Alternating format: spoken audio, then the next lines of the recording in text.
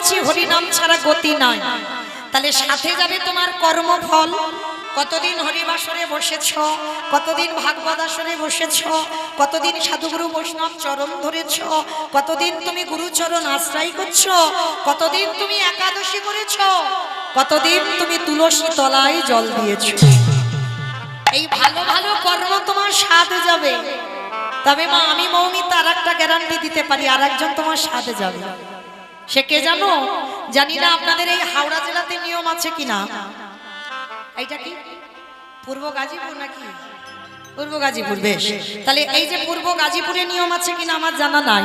তো মাইরা আমার ডায়মন্ড হারবার এলাকায় নিয়ম আছে, মানুষ মরে গেলে সাথে কিছু দাও বা না দাও, সে বড় লোক আর গরিব হোক, যার বাড়ি আছে খুব ভালো, দুটো জিনিস তাকে ভাড়া করতে হবে। কি? একটা হলো খোল আর একটা হলো গরম।